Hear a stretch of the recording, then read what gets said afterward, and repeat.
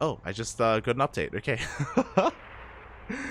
I am going to need to share that information with the people. Okay, so it looks like we may here on the CranKy Ducklings on Africa, we may cost everything, which is a little bit worrisome. It means that I may not be able to cast World Team League. Yeah. It means that I may not be able to cast. I mean, Asher's over there doing a great job. He's doing a great job, I'm sure. But here we go. We are diving into our next best of 3 and spawning in the bottom left-hand corner of Altitude. We have the South Korean Zerg player representing Mystery Gaming. It is RagnaroK. And spawning in the top right-hand corner, we have his opponent. We have the South Korean Protoss player representing Team Abydos. It is NightMare.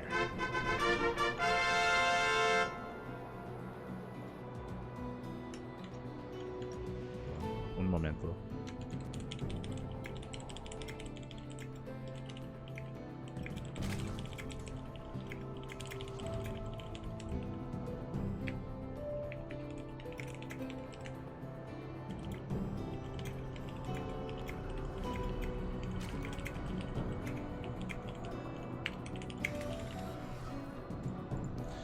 As we are getting into this, and already NightMare starting off with a bit of a block here. Unfortunately, RagnaroK trying to go for his natural base is going to be delayed, is forced to take the unnatural natural instead. Nothing too crazy. Again, we are used to this in current meta, as the Zerg player takes the third base location instead. Going to be a hatchcast pool from RagnaroK, and I'm already a little bit excited. I'm a little bit surprised. We're loading into Altitude, the largest map in the map pool. For the first time today, it has been vetoed time and time again, but here we are on Altitude. And I wonder how this will turn out. Of course, because the map is so large, because the bases are so spread out as well, it can favor some multi-pronged aggression, especially when we do head towards the 5th base location, when we're trying to work towards a 5th base. Before that, though, we have seen a lot of Protoss players do really well defensively, working up towards the late game, working up towards Skytoss. We've seen players like Creator, players like Classic, Hero as well, make full use of Altitude. NightMare, the thing is that NightMare, he comes off as a very mid-tier player. Sorry, I say mid-game player. He thrives in the mid-game with his Stalker pushes, with Glaive Adepts as well. I can't remember the last time I've seen NightMare go Skytoss, so yeah, I wonder how he's going to make use of Altitude and what his plan is going to be. For the time being, it is going to be a Stargate opener, which is very standard. Nothing too crazy yet, but my eyes are definitely on NightMare to see what he goes for. Likewise, RagnaroK is also a player that I would peg as a mid-game player. Hyper aggressive, low worker count, 66 to 70 drones, pure Lingbane Roach Ravager. Time and time again, we've seen RagnaroK just stay on a low worker count, for better or for worse, either killing his opponents or dying trying. That's kind of the mantra of RagnaroK. So it's going to be a really interesting turn of events here.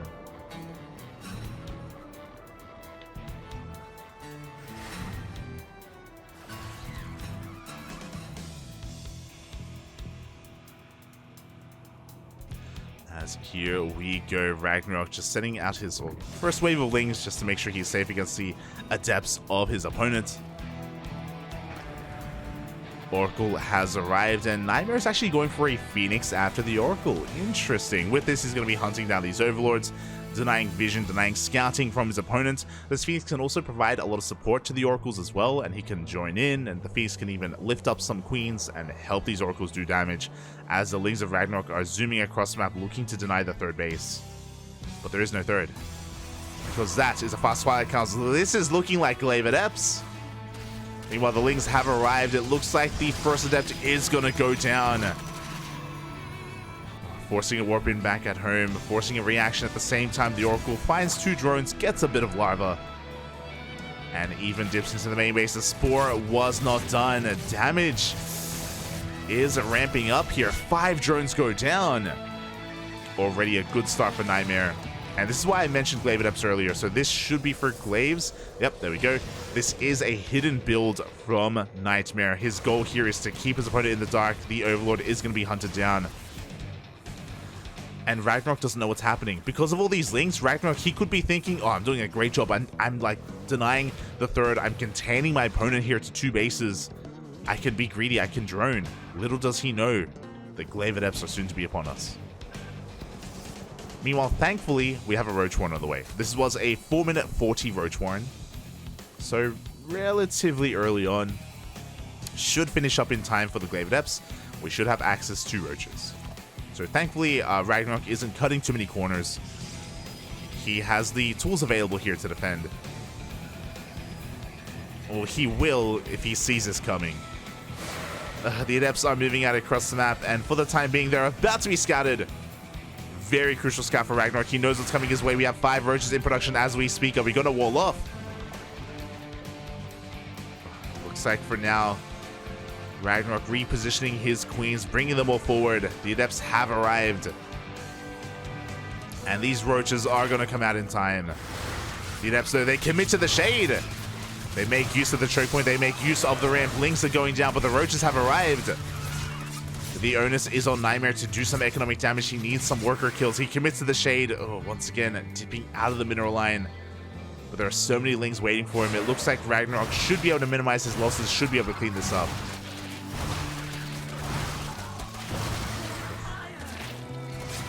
Yeah, the Adepts don't find too much damage at all. Only 3 drone kills. We were looking for more damage. Looking at the unit source tab here, 12 Adepts for 38 Lings. You could argue, hey, he killed a lot of Lings. True. But again, the Adepts were ideally designed to find even more damage. Ideally, wouldn't have been scouted in the center of the map. RagnaroK averts disaster. His economy still isn't amazing, but that's just RagnaroK. Like, he just hasn't really been droning too much. So he has some catching up to do. Likewise, NightMare was able to keep that Oracle alive. Dive all the way in. And yeah, we're not going to find too much damage. Just go for the Revelation. We'll back off in the end. Back at home, NightMare working on Immortal production, which makes plenty of sense. Because his Blink is delayed because of the Glaives, of course, we need to make sure we're safe against a Roach counterattack. So Immortals are in production. Blink on the horizon. Of course, these upgrades are late, far later than they usually would be, just because of Glaive Adepts, just because of the opener of NightMare did delay everything else. And things are settling down.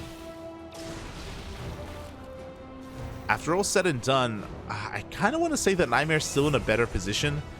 The main reason for that is just because this 4th base of RagnaroK is delayed, and on top of that, his droning is really late as well. So he doesn't really have the economic advantage that he would have wanted after deflecting those Adepts. Oh, and he's actually taking towards an Infestation Pit. Interesting.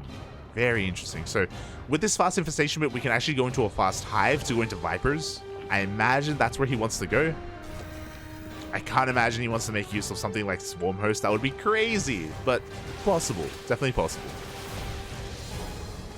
As the Stalkers have arrived, Immortals as well. We have plenty of Sentries and Force Fields. But likewise, we have plenty of Ravagers to deny those Force Fields. RagnaroK going to be dancing with the Protoss army. Oof. And we're doing a good job so far, just shaving off all these Lings, Force Fielding the ramp. We have plenty of energy remaining here. NightMare just keeping the pressure up. He does have a Bay on the way. He's getting into either Disruptors or Colossus behind this. Well, this push ideally gets more damage done. Oof. As he takes some blasts to the face. Guys, this time he's actually getting some of these Roaches as well. Once again, Biles will find their connections. So this has been a rough trade for NightMare. Sure, for every Roach he kills, he's also losing Stalkers.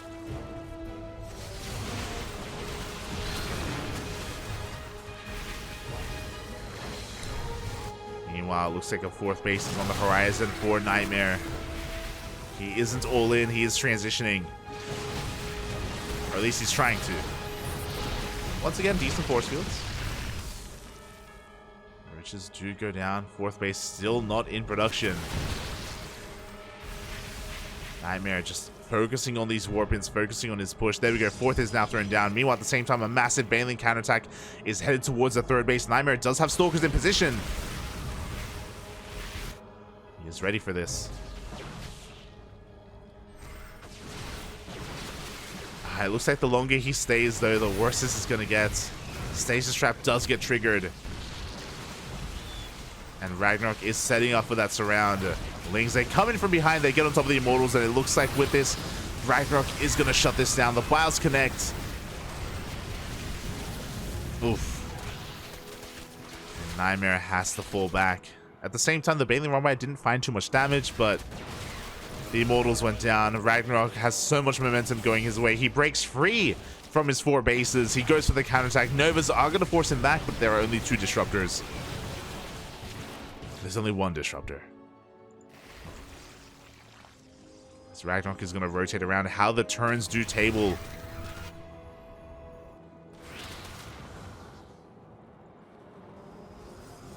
As NightMare is now going to be the defender.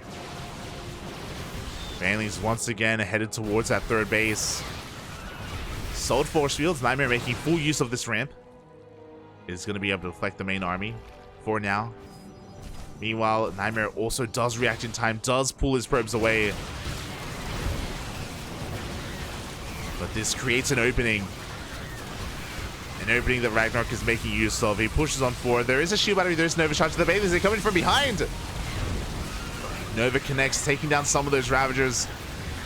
But it looks like we may still have too much. Yeah, the Nexus is going to go down. Oof. The Nexus falls. And we may even be able to break the army itself. It's going to be close. But NightMare does hold on.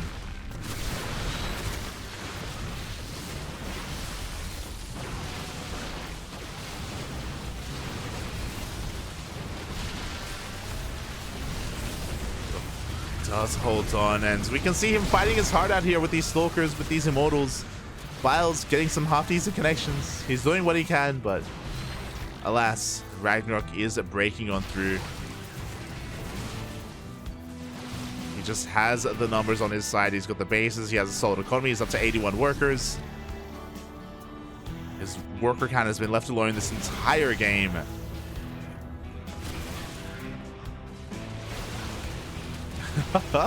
The Phoenix doing what it can as well, but the Vipers have finally arrived. We saw that hive earlier, and we're actually making use of it finally with these Vipers, with those parasitic bombs, and eventually with those abductions as well.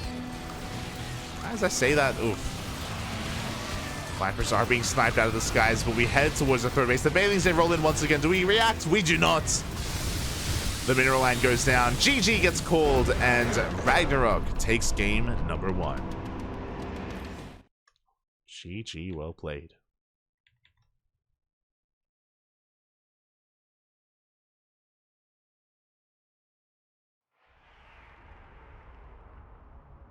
Very solid game there out of RagnaroK. Of course, that did all start, that all began with the Glaveadept follow-up from NightMare, which did get scouted. Thankfully, RagnaroK did go for a safety Roach Warren, so he was able to pump them out in time, and he was able to minimize his losses. Didn't really lose any drones to the Adepts at all. I think he lost 3 workers, and that is it.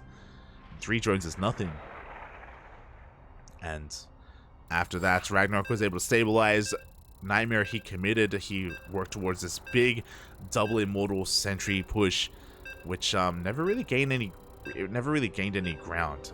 He was having a hard time pushing past the ramp at that 4th base, and eventually was cleaned up. GG. GG, well played. Now we headed into game number 2.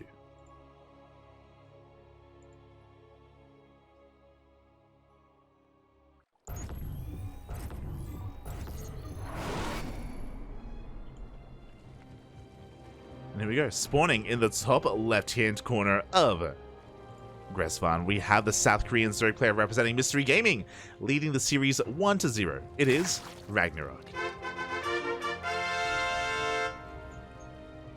And spawning in the bottom right-hand corner, we have his opponent. We have the South Korean Protoss player representing Team Abydos. It is NightMare.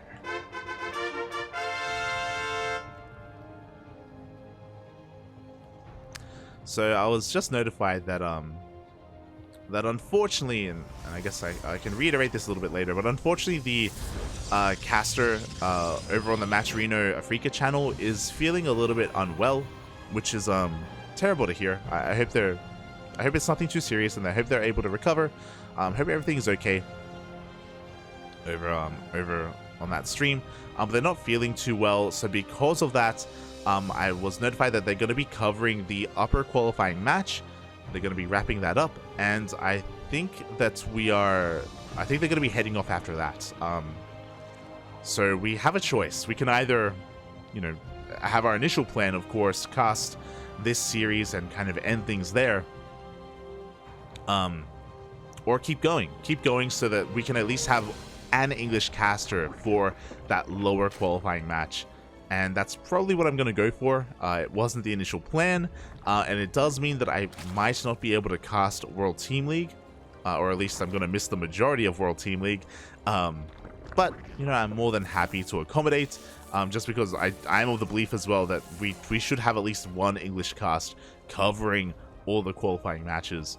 That just makes sense. So, so we will be sticking around a little bit longer, and we'll be committing to a longer broadcast just to make sure everything does get covered. Oh, it's going to be a long one, Pat. It's going to be a long one. It does mean that after this, we're probably going to go on a break, a little bit at least, and yeah, then we're gonna just jump straight back in. As NightMare is going for a Twilight Council opener, this is the reason why I said that he was more of a mid-game oriented Protoss player in PvZ. NightMare, he thrives in the aggression. He loves to hit these timing attacks. He's not one to turtle up. He's not one to go for the late game, to go for Sky Toss or anything like that. He wants to at least gain an advantage early on.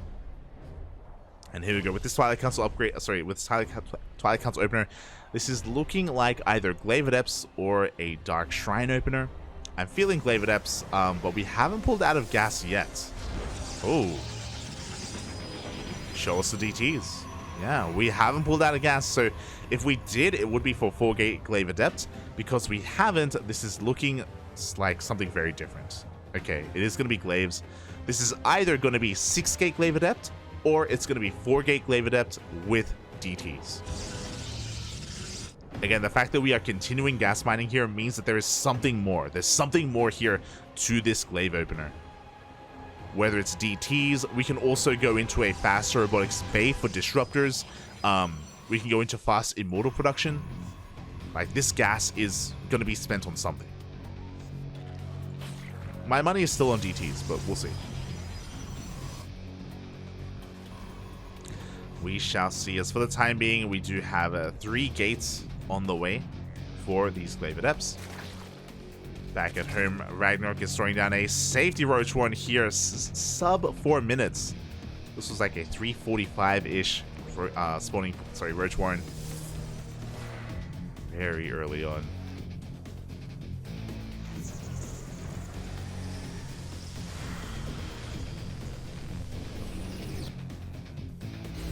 Yeah, we'll see what the plan is and how committed we have NightMare being. Probe is being sent out. There it is. So we were talking about it. Because we set in gas, it meant we had something else here with this push. I thought it was going to be Dark Shrine. No, it's going to be a robotics base. So we're getting into very fast disruptors. Or Colossi. So we knew it was going to be one or the other. Or 6-gate. And it's not. It's only 3. Only 3 gateways, so very uncommitted Glaive Adepts here from NightMare.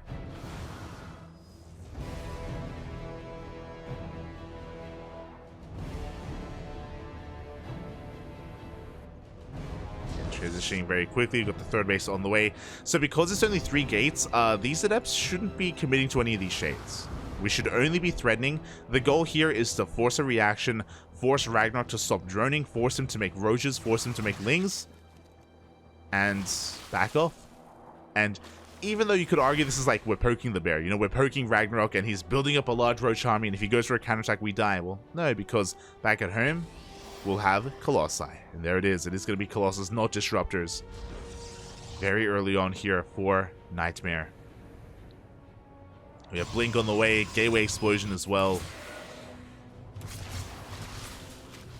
The Blink Stalker Colossus push on the that's eventually going to hit is going to hit so hard. As RagnaroK is cutting workers. He's cutting drones very early on at 47. He is making pure Ling Roach Ravager. Oh boy, and I'm a little bit concerned for RagnaroK, not gonna lie. I'm a little bit concerned that he's playing into his opponent's hands. We'll see. We'll see how good the defense is gonna be. As ZvPs are forced back, the first Colossus has arrived. We have a Disruptor coming out as well. We have the Colossus for the Lings. We have the Disruptor for the Roaches. Shield batteries are on the way. NightMare is ready for the push. He's ready for the assault. RagnaroK, can he pull this off?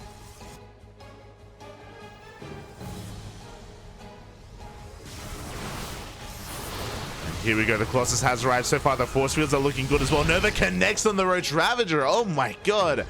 And just like that, RagnaroK, he's done. He has to back off. NightMare has held a very solid defense here from NightMare. RagnaroK has to drone, and oh my god, he is behind terribly in the drone count, in the tech, in the upgrades. Oof. Just now starting Roach speed, just now throwing down a Baneling Nest. Droning as best he can, throwing down the 4th base. This was designed to be an all-in. RagnaroK was supposed to end the game with this massive army. But he played into NightMare's hands. NightMare going for a 3-gate Glaive Adept into a fast robotics bay. It was beautiful. He, again, just forced a reaction out of his opponent and was ready for that counterattack. And now, NightMare's pushing out. Now, I'm concerned about this. I don't think this is necessary. I feel like this is what RagnaroK wants. RagnaroK still has a massive army, you know? I feel like NightMare would have more success if he stayed back at home, but here we go. RagnaroK is setting up for this round. He has a lot of Lings out on the map. NightMare playing with fire. Pushing into these Ravagers, pushing into the 4th base. He does have 3 Disruptors with his army, but the Lings are getting ready to come in from behind. Oh god, and here we go. We have the full surround. Novas are going to be going off on those Ravagers. One Nova will connect, the second Nova as well. But the surround may just be too good. Up, can we get the Colossus? No, we do not get the Colossus. The surround was not good enough. NightMare keeps on pushing forward. His army is battered. His army is bruised. He may have lost all of his Disruptors, but he doesn't need them. Not anymore. They have served their purpose. RagnaroK trying to force us back. Vials will not connect. We blink on forward. We dive on top of the Ravagers, and it looks like NightMare is fighting back in this series. He's putting a point on the board. The Ravagers, they try to focus on the Colossus, but the Colossus survives. It backs off in time. GG gets called, and NightMare ties up the series 1-1. GG, well played. Let's go. Oh. GG. Very well done there by NightMare. Just playing with expectations, playing with his opponent. Oh my god. And yeah, having RagnaroK dance to NightMare's music. Really well done. That was, yeah, just really well orchestrated, I think is the best way to put it.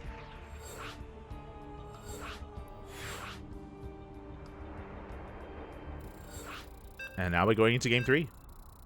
Now we're going to the ace match. Let's go.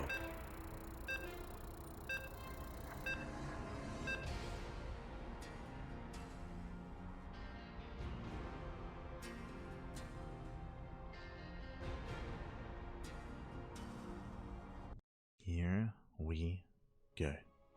It all ends here. It all ends on Royal Blood.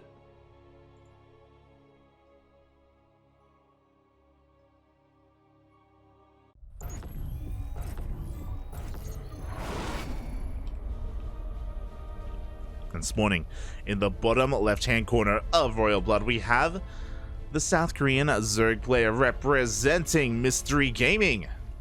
Dropping in that last game, forced into the ace match, it is RagnaroK. And spawning in the top right-hand corner, we have his opponent. We have the South Korean Protoss player representing Team Abydos. It is NightMare.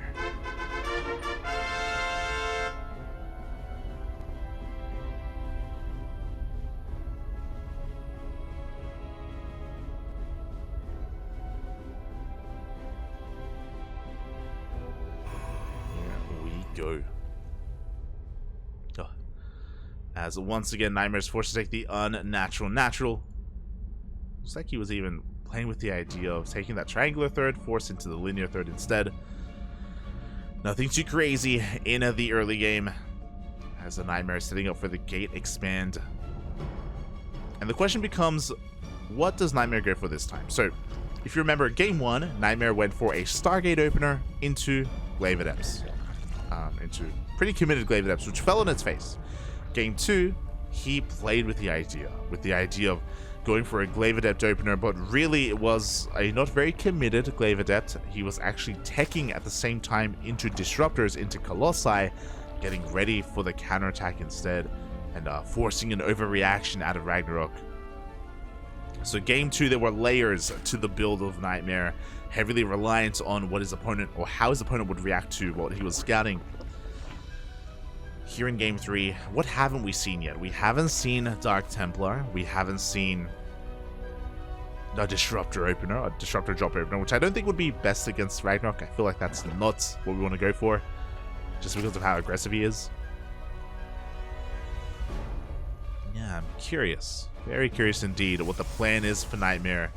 I want to believe in another Stargate opener. I want to believe in like a Stargate opener into +1 Blink Stalkers, but we go Mass Oracle. That's what I'm thinking. Oh, as it's not a Stargate, it is going to be a Twilight Council opener. The pylon was thrown down behind the mineral line, so we are looking to hide our tech. Looking to hide our opener. Stalker is on the way. He's going to be shooing away that Overlord.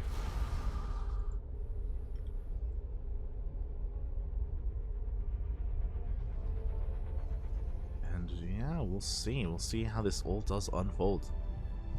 This time we are pulling out a gas. Kind of. Huh. Getting mixed signals here. This is kind of looking like Glaives and kind of not looking like Glaives. Alright. As additional gateways are on the way. Interesting. So we have 5 probes mining gas. This is a little bit wonky. 3 gates for the time being. It looks like we're setting up for a 4th gateway. There's that Dark Shrine. Ask and you shall receive. I was saying earlier, we haven't seen DTs yet. Now we are. But this is really interesting. Okay, so I love this. It's a delayed DT opener. Why? We're going to get a prism. We have 3 gateways. We're disguising this DT opener as Glaives. We're going to be warping in 6 Adepts. We're going to be going across the map, and we're going to be faking aggression with the Adepts to make it look like, okay, RagnaroK has to get ready with Roaches again. He has to get ready to defend against the Adepts, and then bam! DTs get morphed in. That is the plan. That is the name of the game here for NightMare. Here we go. Now, we'll see if RagnaroK can piece it together. For the time being, he's going for an early Roach Warren. This was around a 3-minute 40, 3-minute 30 Roach Warren, so pretty early on.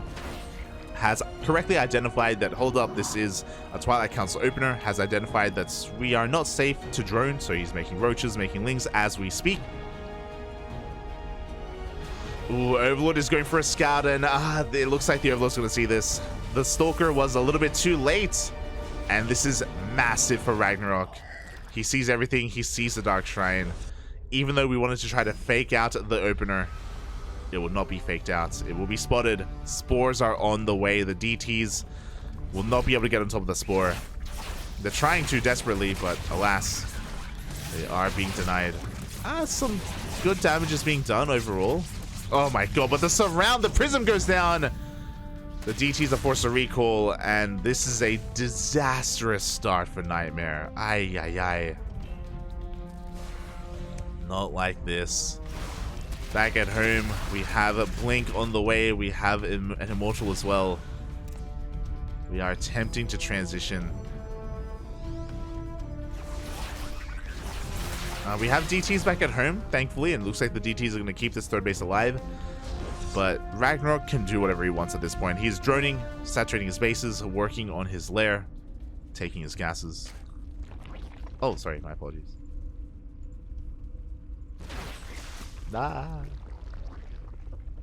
I apologize for having the wrong names. Has been fixed, has been fixed. It's, yeah. My bad, my bad.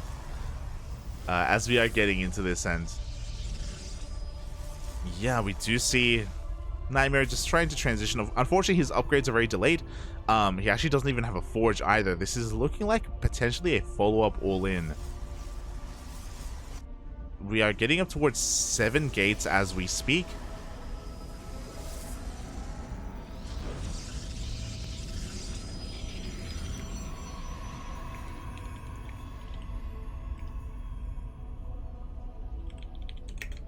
Just let him there.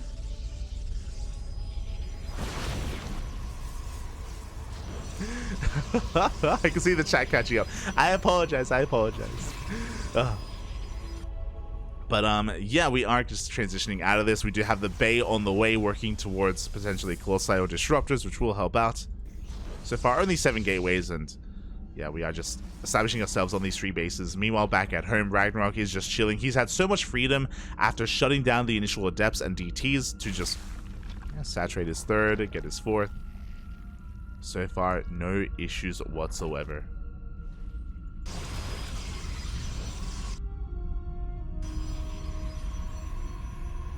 And RagnaroK is even racing into that infestation bit once again. We saw this in the previous game where he was able to work towards Vipers very early on. Saw this in game number 1. And with those Vipers, he's going to be able to shut down, you know, things like the Disruptors, the Immortals, any of these high-tech units. RagnaroK just running away with this right now. It's going to be on NightMare to try to stop him, either to turtle up and try to catch up by taking a 4th base and maybe even taking up into Sky Toss, or by hitting a timing. So Storm and +1 on the horizon is working towards them. I mentioned this earlier, but NightMare, he's not the kind of player to slowly establish a 4th base and slowly work towards the late game. That's just not really his MO. It's not who he is as a player. It's not what he wants. It's not what I want. We want to keep going, Pap. We want to keep going. And yeah, here we go. The Prism is on the way. Before that can happen, though, NightMare is already in his face, delaying the 4th. Keeping an eye on the 4th. As the Hive is about to finish up. We've got the Hydra Den, so we can work towards Hydra Lurker Viper if need be. Speaking of, there's the Lurker Den. There are the Vipers in production.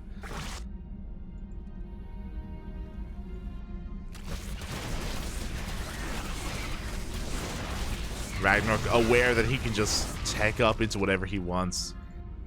I appreciate it as well that he recognizes. God damn it, RagnaroK.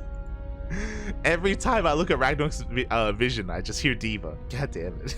I was gonna say RagnaroK has correctly identified that his opponent is being a lot more defensive, so he doesn't need to pump out too many roaches, doesn't want to waste his resources. Oh, does take a massive storm to the face though. The Lings get annihilated. RagnaroK being forced back. But the longer this goes on, the worse it is for NightMare, just because NightMare isn't skipping any tech. He's not working towards Sky Toss or like double robo production into like mass disruptors or anything like that. There isn't really a power spike for NightMare. There is one for RagnaroK if he's given time. Speaking of, 9 Lurkers. 9 Lurkers are about to morph in. They are about to hit the field.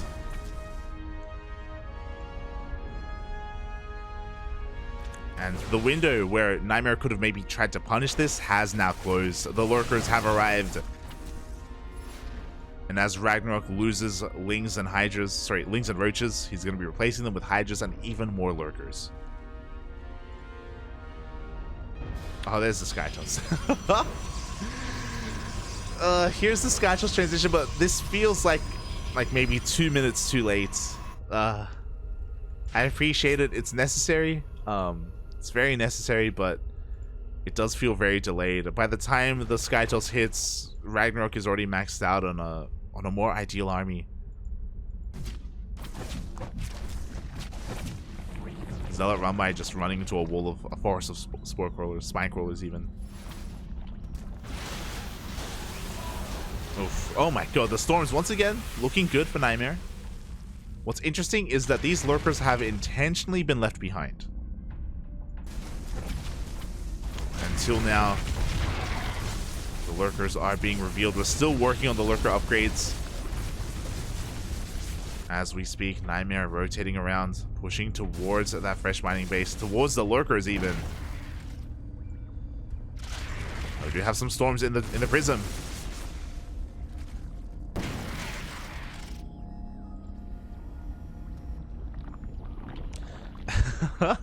He tries to go for a storm drop, but there just aren't enough drones to kill, unfortunately.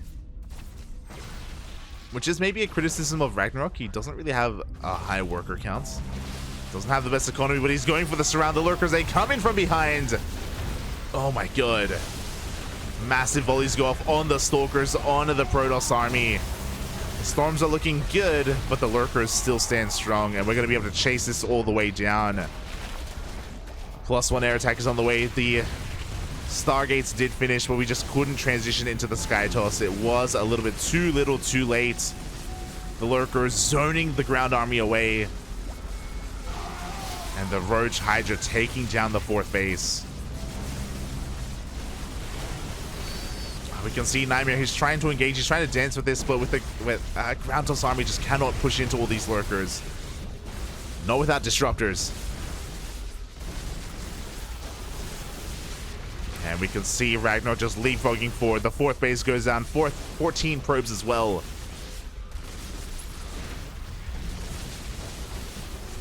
And he is breaking into the natural base. NightMare is doing what he can. He's doing everything he can. His tournament life is on the line. He goes for a massive Zealot Rambai, but no, he gets cleaned up. GG gets called. And RagnaroK will take the series 2-1, advancing on to the next round. GG. Which button is it? I wasn't sure, Papi. I wasn't sure. GG, well played. Congratulations to RagnaroK for, of course, taking that game. Not just that, but a lot of this did come down to the initial scouting. If you recall, he was able to confirm the Twilight Council, the Glaives, as well as the DT opener of NightMare. Because of that, NightMare's opener just fell on its face, did no damage, and he was kind of behind from that moment. RagnaroK had full map control, could happily drone, tech up into Hive Tech, work towards his lurkers, and NightMare was just a little bit too slow at teching up into Sky Toss, which he eventually kind of accepted his fate and eventually realized that that's what he needed, but it was a realization that did take a little bit too long to come to fruition. With that, GG, well played. Congratulations to RagnaroK. My condolences to NightMare. NightMare is eliminated from the tournament. Meanwhile, we have our qualified player. Oh my god. Checking the bracket on Challenge, we have an update. We have our second qualified player. Shout out to Lambo for taking down Gumiho 2-0. Oh my god. A result I was not expecting. Congratulations, GG. Lambo alongside Bjorn does qualify for the Africa Champions Cup number 2. Very well done. Was not an easy road for Lambo whatsoever. A really solid result. Meanwhile, that means that Gumiho has been knocked down to the lower portion of the brackets, where we have quite a lot to go.